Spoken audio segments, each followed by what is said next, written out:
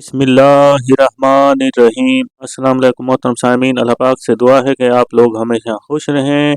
सफ़र हज के मुख्तलिफ मराइल और आज़मीन हज को मुश्किलात का सामना। मोहतरम आज़मीन हज 2026 में इंशाअल्लाह ताला आप लोग अपना मजहबी फरीज़ा सर अंजाम देने जा रहे हैं। तो हज के बारे में चंद अहम इंतज़ामी और शरई अमूर कौन से होंगे, आज की इस वीडियो में तमाम तफसीलात बयान की जाएंगी। अल्लाह पाक से दुआ है कि अल्लाह पाक इस बार जो भी हज उम्रा पर जाने की ख्वाहिश रखता है, अल्लाह ताला उसके हज को कबूल भी बनाए और मबरूर भी बनाए। आमीन सुमा आमीन। कमेंट्स में आमीन भी लिख दें ताकि किसी की लिखी हुई आमीन काम भी आ सकती है। आज़मीन हज को ज़रूरी है कि जब भी सफ़र हज पे जाते हैं तो उनको मुख्तलिफ मराहिल का सामना करना पड़ता है और बाज़ औक़ात उनको मुश्किलात का भी सामना करना पड़ता है। तो लिहाजा अब आपने जाना है और चंद बातें हैं ख्याल रखने की जो आपको लिए ज़रूरी है। तो जो आज़मीन हज जो हैं, जो पहली दफ़ा सफ़र हज पे जा रहे हैं, उनको इस बात का अंदाज़ा नहीं होता है, तो ये रहनुमाए हज आपके लिए पेश किया जा रहा है। वीडियो को लाइक करके दोस्तों के साथ लाजमी शेयर कर दें ताकि अच्छी से अच्छी इन्फॉर्मेशन ज़्यादा से ज़्यादा लोगों तक भी पहुँच सकती है और इसका अजर सवाब भी आपको हासिल हो सकता है। मोहतरम आज़मीन हज, ये एक हकीकत है कि हज के मुबारक सफ़र के दौरान मुख्तलिफ मुश्किलात का सामना करना पड़ता है। इस सफ़र में आज़मीन हज को छोटे मोटे मसाइल का भी सामना करना पड़ता है और ये मसाइल बाज़ औक़ात मुख्तलिफ वजूहात की वजह से भी पैदा हो जाते हैं। लिहाजा बाज़ औक़ात हुज्जाज की बेसब्री भी इन मसाइल का बायस भी बन जाती है। शायद इसलिए हज की नीयत करते वक्त रब ताला से न सिर्फ उसकी कबूलियत की तौफ़ीक मांगी जाती है, बल्कि हज के दौरान आसानी की दुआ भी की जाती है। सफ़र के मुख्तलिफ मराइल पर आदमी हज को बाज़ औक़ात मुश्किलात का सामना करना पड़ सकता है। लिहाजा ऐसे औक़ात में नहायत आला दर्जे के सब्र का मुज़ाहरा करना चाहिए। और ये कौन कौन सी ऐसी मुश्किलात होती हैं जो इंतज़ामी अमूर के लिहाज से और शरई लिहाज से भी देखा जाए तो हर मरले पर दूसरों की ज़रूरियात को अपनों पर फ़ोकियत देनी भी चाहिए। सबसे पहले देखें, जब आप सऊदी अरब में इंशाअल्लाह ताला दाखिल होंगे, चेक पोस्ट पर जो ताख़ीर होती है उसकी वजूहत क्या होती है।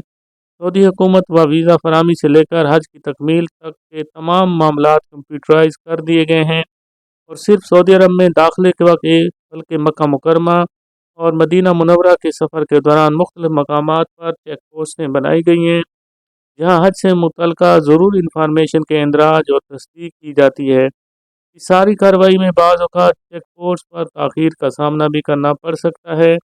इसके अलावा सफ़र हज की तैयारी के मराहिल में बाज़ औक़ात हाजी कैंप से दस्तावेज़ लेते वक्त नीज़ गर्दन तोड़ बुखार और फ्लू के हिफाजती लेते वक्त लगने लगते हैं तो भीड़ का भी सामना करना पड़ सकता है। इन मराहिल पर सफ़बंदी बनाकर नज़्म व ज़ब्त का मुज़ाहरा करें। दौरान सफ़र एयरपोर्ट पर इंतज़ार की ज़हमत उठानी पड़ सकती है।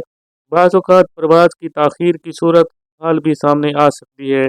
मोहतरम आज़मीन हज, इस बात को भी ज़हन नशीन कर लें कि इस दर हकीकत सफ़र हज के आगाज़ से लेकर और इख्तिताम तक हर मरले पर आदमी हज को नज़्म व ज़ब्त का मुज़ाहरा करने की ज़रूरत पेश आती है। अब दूसरी देखें, जो अहम चीज़ है वो नकदी है, कीमती अशिया है और ज़ाती हिफाजत आप किस तरह कर सकते हैं। नकदी और कीमती अशिया की हिफाजत आज़मीन हज के लिए अपनी ज़िम्मेदारी ही होती है। नकदी और कीमती अशिया के गुम होने और या जेब कटने के वाक़यात भी होते रहते हैं। लिहाजा अपने पास मौजूद पूरी की पूरी रकम हर वक्त जेब या बेल्ट में ना उठाए रखें, बल्कि सिर्फ ज़रूरत की रकम अपने पास रखें और फालतू रकम किसी महफूज जगह पर रखें। अपने सूटकेस के तालों की चाबियों की दो सेट मुख्तलिफ मकामात पर महफूज रखें ताकि एक सेट गुम हो जाने की सूरत में दूसरा सेट भी आपके काम आ सके। आज़मीन हज खुसूसन ख़वातीन रात गए अकेले ना घूमें या किसी नावाकिफ़ की दावत पर उसकी गाड़ी में सफ़र ना करें। हमेशा ग्रुप में कम अज़ कम 2 अफराद मिलकर चलें।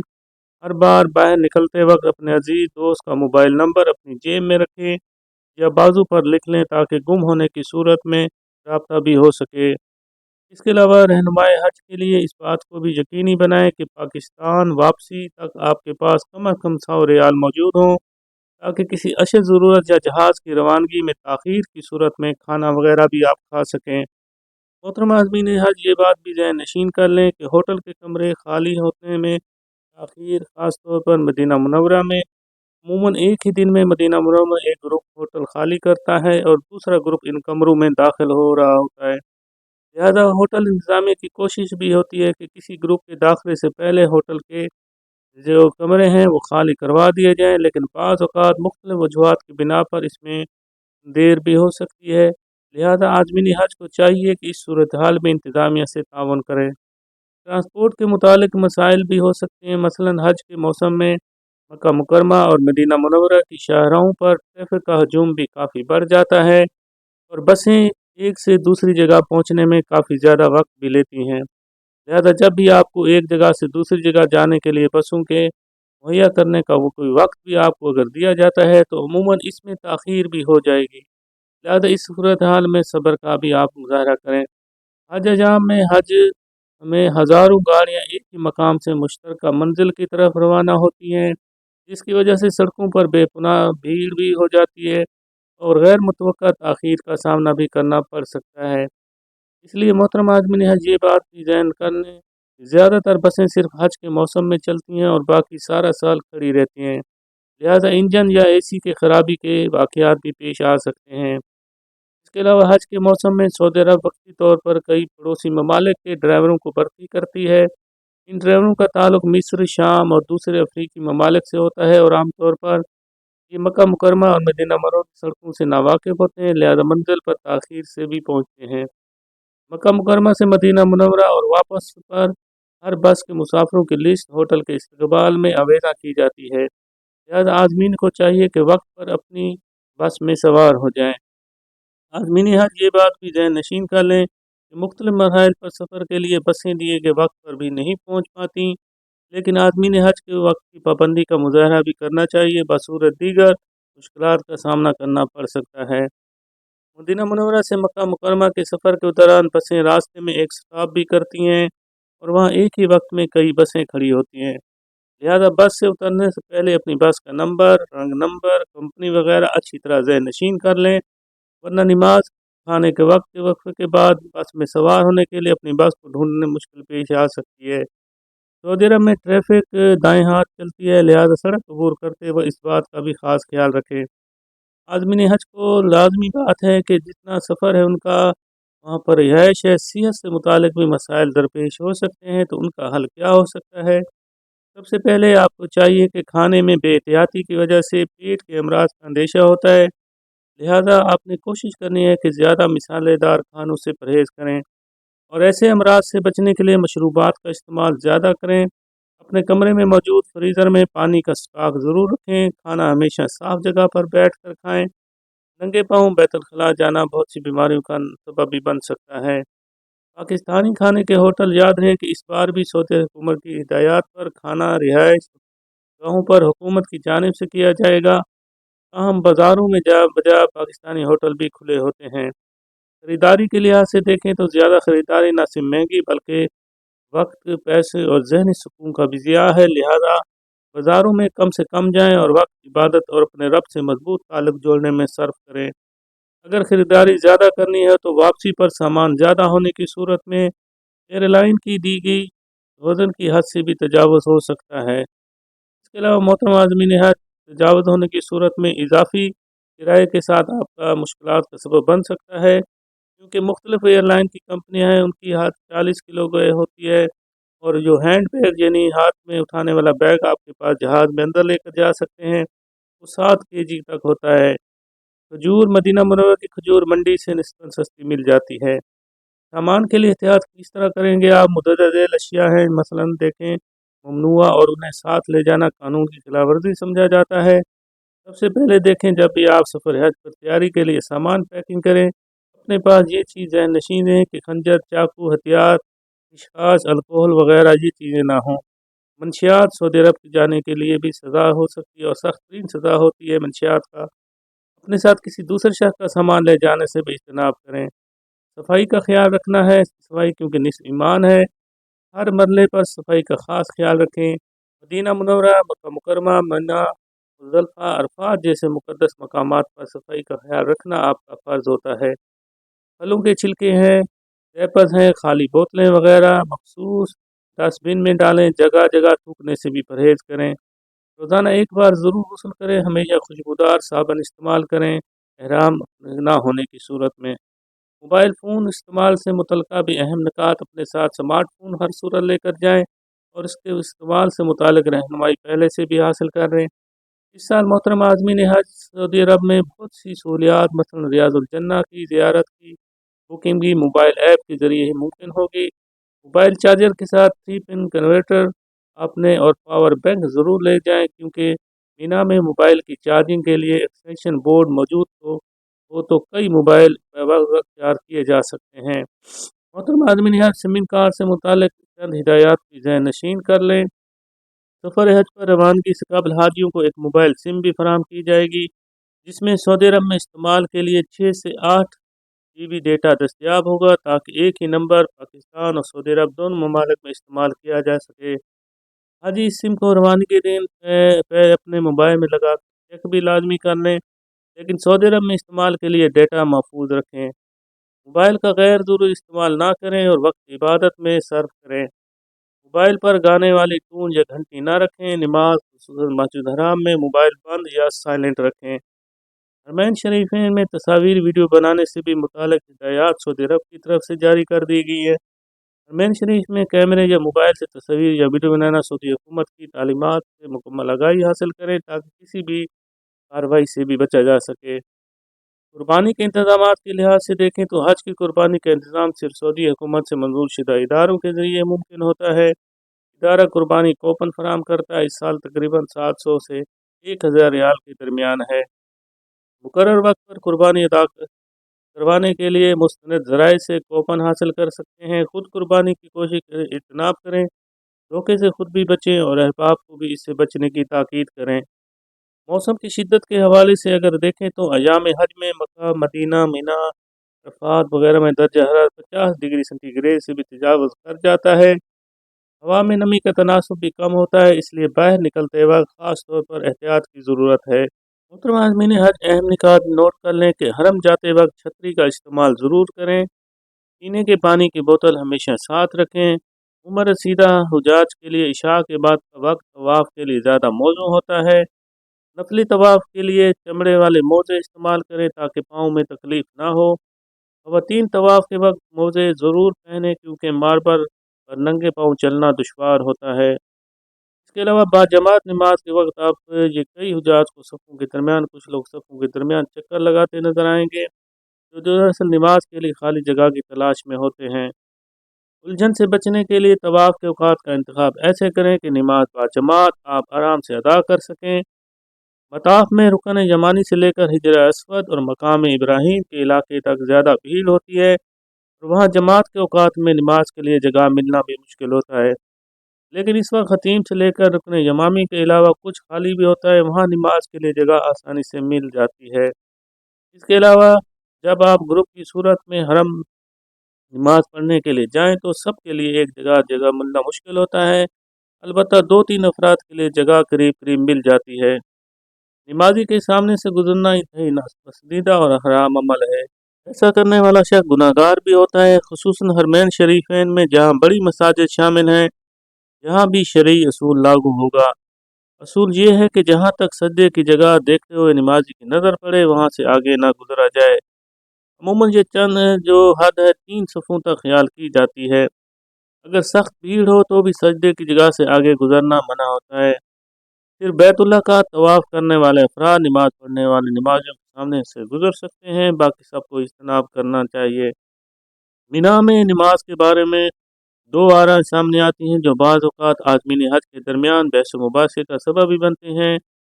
اول یہ کہ مینا میں قصر نماز پڑھنا چاہیے، اس لیے کہ مینا میں حاجی مسافر ہوتے ہیں اور ہر مسافر نماز قصر ادا کرتا ہے، جبکہ بعض علماء کرام کی یہ رائے ہے کہ اگر مکہ، مینا اور عرفات میں مجموعی طور پر 15 دن یا اس سے زیادہ اس سے قیام کرنے کی نیت ہے تو مقیم شمار ہوگا اور مینا میں پوری نماز ادا کرے گا۔ حکومت سعودی عرب بھی مینا کو مکہ معظمہ کا حصہ شمار کرتی ہے۔ دونوں میں سے کسی بھی رائے پر عمل کیا جا سکتا ہے۔ یاد رکھیں ہمیں حج کے دوران لڑائی جھگڑے اور بحث مباحثہ بھی گریز کرنا چاہیے، کیونکہ سارے اس کے بارے میں اللہ تبارک و تعالیٰ کا بھی واضح حکم قرآن مجید میں ہے کہ حج کے دوران نہ فحش کلام ہو، نہ گناہ ہو، نہ جھگڑا ہو۔ آیت نمبر 197 سورۃ البقرہ میں ہے۔ مثلا اگر امام صاحب قصر یعنی مسافر نماز پڑھ رہے ہو تو مقتدی مقیم مقامی ہو تو مقتدی کو امام کے سلام پھیرنے کے بعد اپنی باقی رکعتیں پوری کرنا ہوں گی۔ اس کے علاوہ دیکھیں چند شرعی مسائل اور جوابات بھی آپ کو اس میں مہیا کیے جائیں گے۔ مثلاً دیکھیں عین حج کے 5 دنوں میں عورت اگر حیض کا شکار ہو جائے تو کیا وہ تمام ارکان حج ادا کر سکتی ہے؟ اس کا جواب یہ ہے کہ وہ نماز اور طواف کے علاوہ باقی تمام ارکان ادا کر سکتی ہے۔ جب پاک ہو جائے تو بعد میں طواف کر سکتی ہے۔ سوال نمبر 2 ہے کہ اگر کوئی خاتون عمرے کی نیت سے مکہ مکرمہ پہنچے اور حالت احرام میں حیض شروع ہو جائے تو کیا کرے؟ احرام کھولنے یا صحیح سے پہلے پاک ہونے کا انتظار کرے، جب پاک ہو جائے تو طواف و صحیح کرے، پھر احرام سے باہر نکلے۔ اخلاق سے متعلق چند باتیں بھی آپ کو ذہن نشین کرنے چاہیے کیونکہ عازمین حج ایک سفیر ہوتے ہیں۔ حجاج کرام حج کے مقدس سفر کے دوران اخلاق کا دامن نہ چھوڑیں، عملہ اور دوسرے ممالک کے حجاج کے ساتھ بھی اخلاق سے پیش آئیں۔ حاجی کیمپوں میں اپنا ٹکٹ پاسپورٹ لیتے وقت بدنظمی نہ کریں، بلکہ قطار میں رہ کر تمام کاغذات جلد وصول کیے جا سکتے ہیں۔ ہوائی جہاز کی آمد یا روانگی میں تاخیر ہو جائے تو ایئرپورٹ پر صبر و تحمل سے کام لیں اور اچھے امن پسند پاکستانی ہونے کا ثبوت دیں۔ سگریٹ نوشی اور فضول گفتگو نہ کریں، ہدایات پر سختی سے عمل کریں، اور یہ کہ ایک تلبیہ کا ورد بھی لازمی کرے دوران سفر۔ جدہ یا مدینہ منورہ ایئرپورٹ پر اگر کچھ وقت کھانے پینے اور نمازی کے لیے ادائیگی کے لیے ملے تو اس دوران بھی بدنظمی سے بچیں، صبر سے کام لیں، توبہ استغفار کرتے رہیں۔ اس کے علاوہ جس بلڈنگ میں جیسا بھی کمرہ آپ کو دیا جائے وہ بخوشی لے لیں، بوڑھے اور بیمار افراد کے لیے اِثار سے کام لیں۔ اگر آپ کو نچلی منزل پر کمرہ ملا ہے تو آپ انہیں دے دیں تاکہ انہیں اترنے چڑھنے میں کسی قسم کی پریشانی نہ ہو۔ بلڈنگ میں کھانے کی تقسیم کے وقت نظم و ضبط کا مظاہرہ کریں اور اپنی باری پر کھانا لیں۔ کھانے کے آداب کو ملحوظ خاطر رکھنے ہوئے صرف اتنا ہی کھانا لیں جو کھا سکتے ہیں۔ اس کے علاوہ رہائش گاہ پر بھی آپ کو مختلف مسائل و مشکلات سے واسطہ پڑ سکتا ہے۔ کسی بھی مسئلے کے لیے عمارت میں موجود اسٹاف سے رجوع کریں اور صبر کا دامن نہ چھوڑیں۔ مکہ مکرمہ اور مدینہ منورہ کے علاوہ کسی اور شہر جانے کی اجازت نہیں۔ اس طرح جدہ ایئرپورٹ یا حج ٹرمنل سے آپ جدہ شہر نہیں جا سکتے۔ مقدس مقامات پر دنیاوی باتوں سے پرہیز کریں۔ محترم عازمین حج مسجد الحرام اور مسجد نبوی کے باب البیت الخلاء اور جو باہر بیت الخلاء ہیں وضو خانوں کا انتظام بھی موجود ہوتا ہے، ان کی صفائی کا بھی خیال رکھیں۔ مسجد حرام اور مسجد نبوی میں سنگ مرمر کے فرش بنے ہوتے ہیں، ان پر احتیاط سے چلیں۔ حج کے 5 دنوں میں پانی کی بوتل ضرور اپنے ساتھ رکھیں۔ حج کے علاوہ مسجد الحرام یا مسجد نبوی جاتے وقت زیادہ رقم اپنے پاس بھی نہ رکھیں۔ طواف یا شیطان کو کنکریاں مارتے وقت اگر آپ کوئی چیز نیچے گر جائے تو اسے اٹھانے کی کوشش ہرگز نہ کریں، اس سے گرنے کا خطرہ ہوتا ہے۔ اگر خدا نخواستہ اگر گر جائے تو رش کی وجہ سے پیچھے جانے یا موت کا بھی خدشہ ہوتا ہے، احتیاط کریں۔ خواتین حرم شریف جاتے وقت قیمتی چیزیں پہن کر نہ جائیں کیونکہ ہجوم میں جو چوڑیاں ٹوٹنے سے آپ خود بھی زخمی ہو سکتی ہیں اور دوسرے حجاج کرام کے پاؤں بھی زخمی ہو سکتے ہیں۔ اس کے علاوہ محترم عازمین ہے، خاص طور پر محترم خواتین حجاج کرام اونچی ایڑی کا جوتا نہ پہنیں اور چلنے میں دشواری ہوگی اور جلد تھک بھی جائیں گے۔ خواتین کے لیے عبایا پہننا بھی لازمی ہوتا ہے۔ خواتین ایسا لباس نہ پہنیں جو ملکی وقار کے منافی ہو، خصوصاً باریک لباس نہ پہنیں جس سے آپ کا جسم بھی نمایاں ہو۔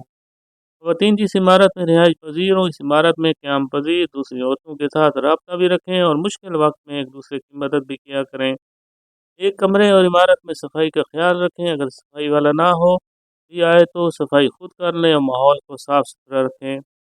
حرم کی حدود میں گری ہوئی کوئی چیز ہرگز نہ اٹھائیں، اس عمل کو چوری سمجھا جاتا ہے۔ کسی حادثے کی صورت میں افراتفری نہ پھیلائیں اور زخمی یا میت کو خود نہ اٹھائیں بلکہ قریبی انسپکٹر آفس سے مدد طلب کریں اور پولیس میں پاکستانی ہاؤس میں اطلاع کریں۔ غداگری کی حوصلہ شکنی کریں، غداگری کی کڑی سزا ہے۔ اس کے علاوہ حق پر ہوں تب بھی لڑائی جھگڑا نہ کریں، مذہبی اور سیاسی گفتگو سے بھی پرہیز کریں۔ محترم عازمین ہے، جب کبھی ہجوم میں بھیجیں تو ایسے طرف چلیں جس طرف سے چل رہے ہو، مخالف سمت میں ہرگز نہ چلیں۔ مشترکہ رہائش پر اعتراض نہ کریں، بوڑھے کمزور خواتین کو رضاکارانہ طور پر جگہ دیں۔ ضعیف افراد کے لیے خدام الحجاج کی مدد لیں، گنجائش سے زیادہ حجاج کرام کمرے میں ٹھہرائے جاتے ہیں تو پاکستانی ہاؤس या खुदाम हुजाज को इतलाह भी करें, आपस में ना झगड़ा करें। लिफ्ट में गुंजाइश से ज़्यादा अफराद सवार ना हो, बारी बारी इस्तेमाल करें। इसके अलावा बाथरूम अमूमन 6 से 12 अफराद के लिए इस्तेमाल के लिए होता है, बारी बारी इस्तेमाल करें। बैतुल खुला में पत्थर ढीले इस्तेमाल ना करें वरना गटर बंद भी हो जाएगा और सबको जहमत होगी। अंग्रेज़ी तर्क के कमोड का इस्तेमाल ज़रूर सीख लें। उसके अलावा बाज़ खानों में संजा के लिए अलहदा कमोड भी होता है, उसको सिर्फ संजा के लिए इस्तेमाल करें। उम्मीद है वीडियो पसंद आई होगी, तो वीडियो को लाइक करके दोस्तों के साथ अच्छी से अच्छी इन्फॉर्मेशन शेयर कर दें। कमेंट्स में आमीन भी लिख दें कि अल्लाह पाक इस बार जो भी हज उम्रा पर जाए, अल्लाह ताला उसके हज को कबूल फरमाए। आमीन सुमा आमीन। अल्लाह पाक हम सब का हामी नासिर हो। अल्लाह हाफिज़।